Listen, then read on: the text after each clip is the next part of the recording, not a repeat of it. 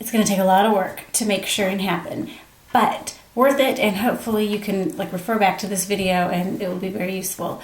I am going to show you how to just do, we're going to do this with our fabric rectangles today. So there's my little stretchy, and there's the back.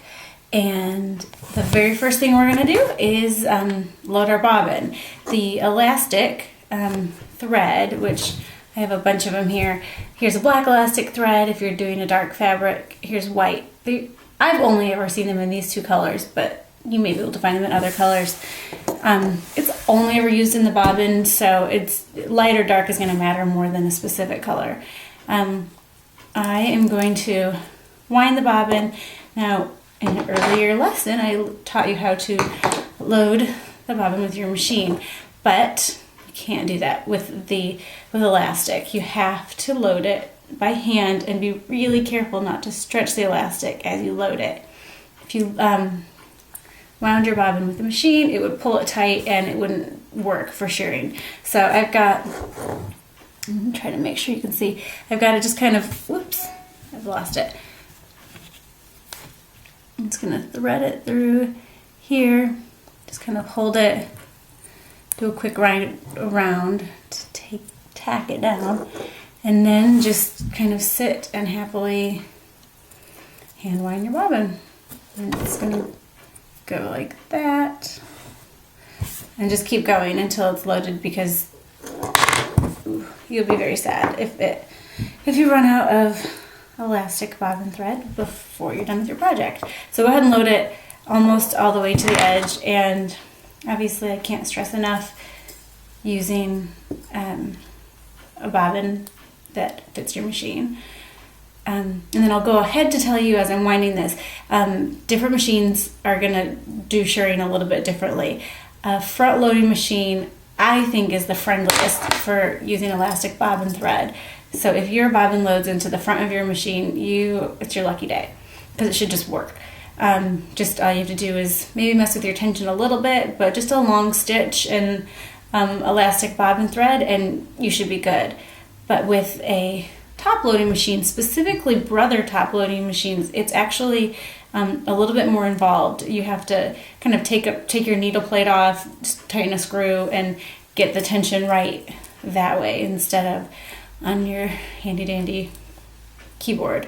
So I'm gonna walk you guys through the tricky way to do a top loading, specifically brother machine, and you can go past that if you have a front loading machine. So even though you didn't get a proper bobbin loading video earlier on, you'll have a much easier time today. Okay, I think I'm loaded enough. I'm gonna pause and get everything ready. Okay, so here are the very specific directions to load elastic bobbin thread into a top loading brother machine.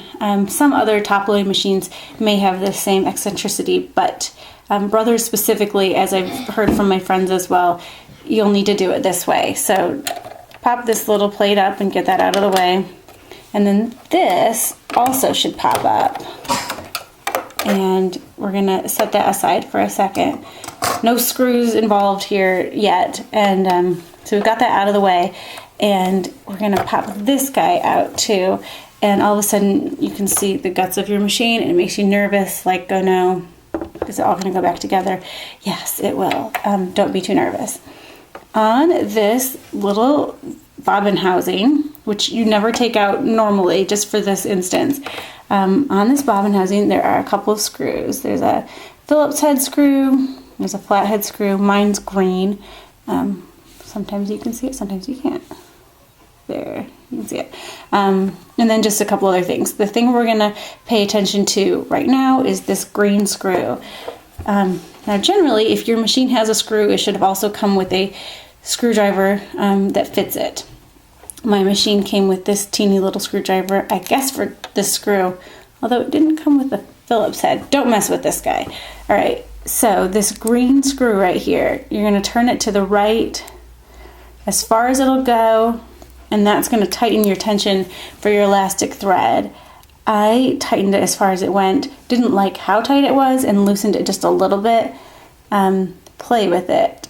But anyway, tightening that green screw is going to be what makes your elastic thread sure properly. So the only other thing you need to do is, before we put this guy back in, we're actually going to load the elastic bobbin in there, and make sure, this is important, that your thread is wrapping around this way so that it'll load backwards. Pull it in there, give it a little tug. Okay, it's working. All right, so that's ready. I'm gonna pop him back in, and sometimes this goes nicely and sometimes it doesn't. There. Okay, that is in. And now I'm gonna pop this plate back on. Hopefully that goes on smoothly. It does. Gonna give my thread a trim here and drop my needle with the hand wheel. Bring it around. Oh, it's pulling. There we go. And hopefully it should feed my elastic thread up through, which it did. So that is how to get everything going for shirring with a brother top loading bobbin. And it's a little bit annoying, but I'll tell you, when you want to go back to straight stitching, or really any stitching with regular bobbin thread, you do have to go back and loosen that screw. But if you want to do a fancy trick and you want to do shirring, this is how you do it. Now we're ready to start stitching. I want y'all to have, I would say, increase your stitch length as far as it'll go. That's as long as my stitch length will go. If yours goes up to a 4, go with a 4. Long stitch. And then I've got my tension at the normal 4. If you are not working with a brother, I would say increase your stitch length and increase your tension. Just up a little bit. Oops, there is where you would do that. I think that you'll have to, every machine kind of has a sweet spot for shirring. You have a bunch of scraps of fabric, just fiddle with it a little bit, but the main thing would be a long stitch length and elastic bobbin thread. So you should be okay. Now, oh, I did want to show you one other thing. This is something, this is kind of my scrap that I've been working with to make sure I've got everything right. I wanted to show you the difference between a short stitch length and a long one. On this far side, bottom row, this is a short 2.5 stitch length, and it's not that great, but when I go with a longer stitch length, you see how that's more even and a better pucker than this.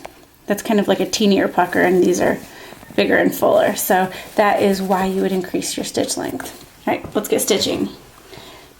Now, another key to shirring, make sure that elastic is pulled back and you've got plenty of slack.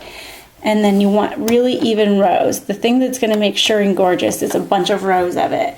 So I am going to use the edge of my presser foot as the guide for my fabric. And I've got my needle all the way to the left. I'm going to do 1 stitch and a back stitch. Actually, probably 2, because I don't want that elastic to go anywhere. And I'm going to stitch my first row.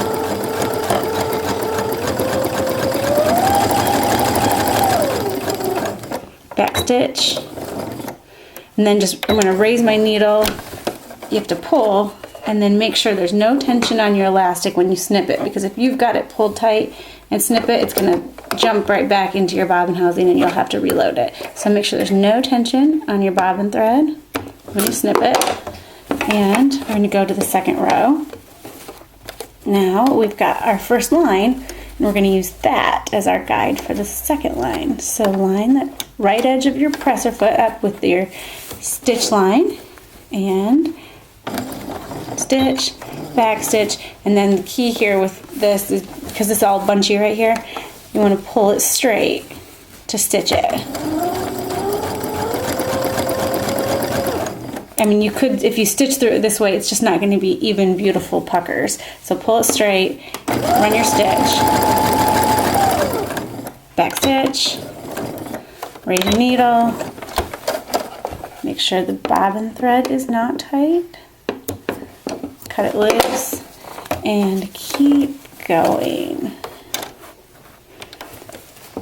once you hit your sweet spot for your machine, this is actually a really pleasing thing to do. I like shirring. I've got matching top thread on my fabrics. I've got pink thread and pink fabric.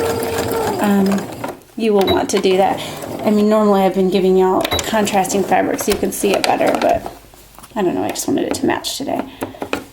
So I am going to keep going, and I'll show you the rest of this in just a second. And this is my finished shirring square. Actually, it's kind of a rectangle turned square. On the front, you can't actually see the stitching very well, which is good.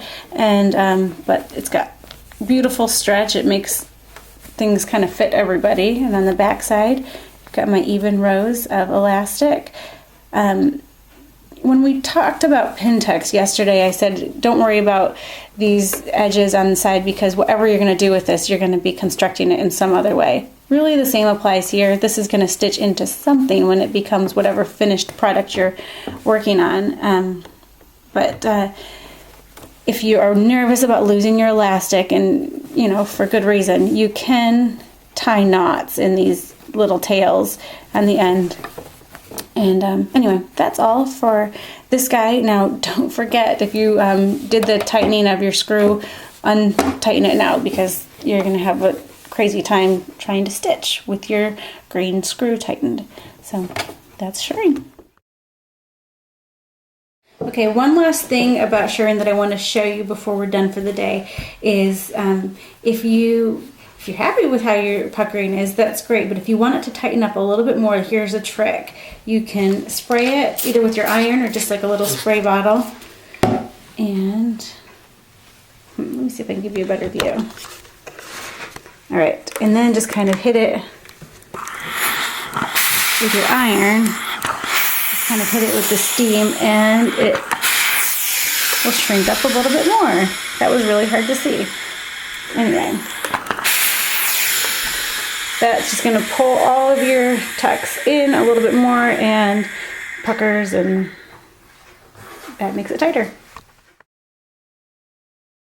And here is what page, I think 10, will look like in your book. I went ahead and noted pronunciation for shirring, and then elastic bobbin thread, hand wound, and then just make sure your rows are spaced evenly. And then I just noted the other, like it's a straight stitch, do it long, play with your tension, and that is your stage, or your page, and good luck wrestling it into your book. I obviously taped it in, not pulled tight. So anyway, that's that.